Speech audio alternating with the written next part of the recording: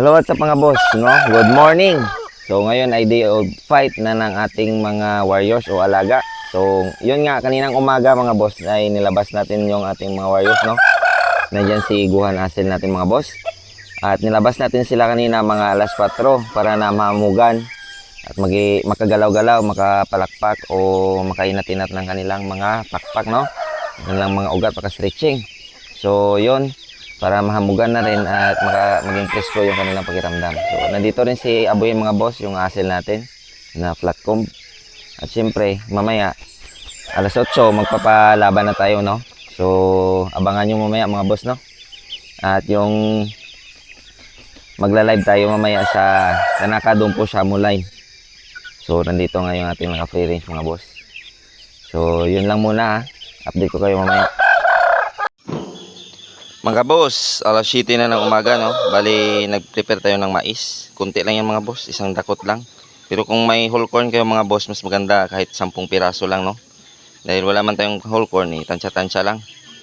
Kunti lang, as in kunti lang mga boss. Mga isang kutsarita lang siguro to ng dinurog na mais. At 1 hour before mga boss, papakainin muna natin yung ating mga alaga bago natin laban.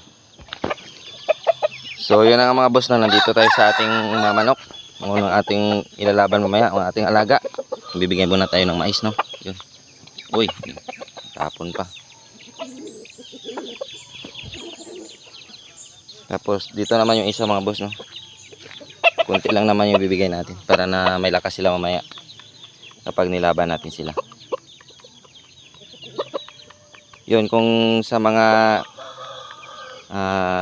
sa bunganan ninyo dadalhin mga boss, mga 1 hour before o bago kayo magbiyahe, pakainin nyo muna.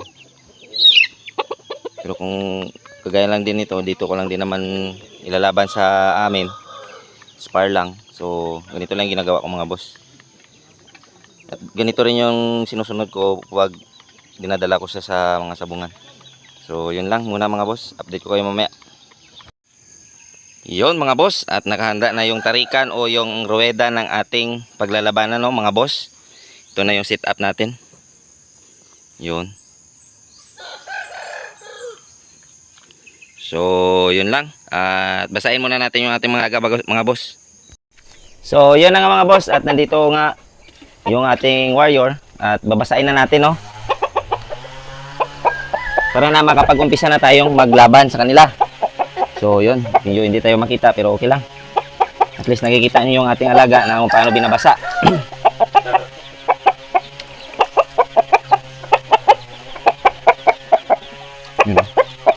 Dali lang naman itong basahin mga boss, kasi nasanay na naman itong binabasa.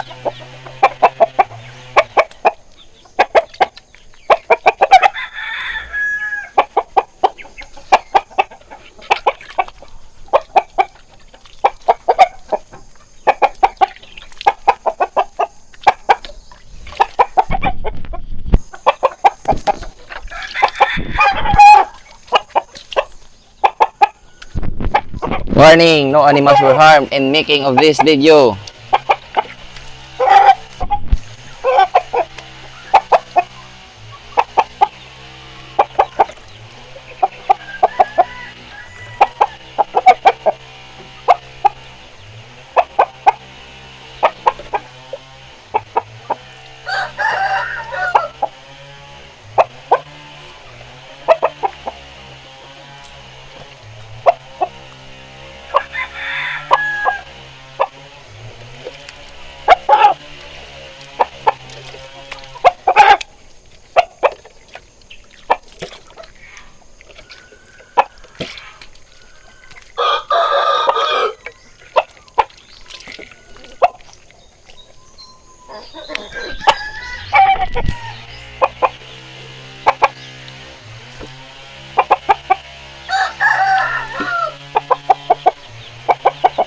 So ganoon lang tayo magbasa mga boss, oh, yun, basang-basa na yung likod dito sa pitan.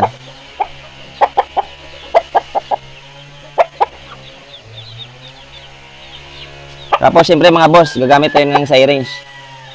Magpapainom tayo ng tubig sa kanya. Yung ginagamit ko pala dito mga boss ay 60 ml, no? At isang 60 ml, lalagay ko lang sa kanyang bunganga, gaya nito.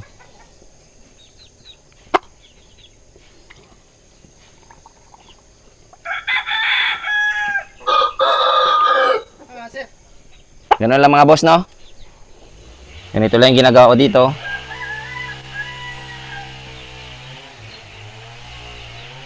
Ganun lang kasimple mga boss. Saglit lang at babasahin ba natin yung isa.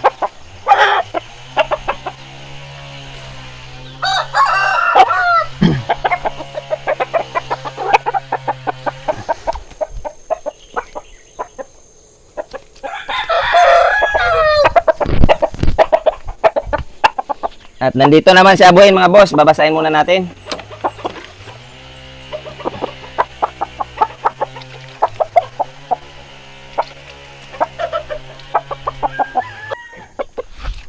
So yun na nga mga boss. Basa na rin si Abuhin.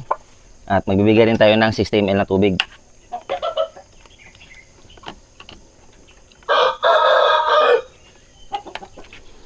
Ganun pa rin mga boss.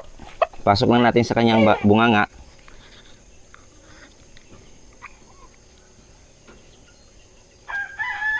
Gamit kasi ito para hindi mabulunan yung ating alaga. So yun na. Yun nga mga boss, no? Ready na siya, ready na. Ready na sa basagan. So ngayon, magbibideo tayo mga boss. Magla-live tayo sa... Yung full video nito mga boss ay panoorin nyo sa Tanaka Shamo Dumpo Lines. Yun. So yun lang mga boss.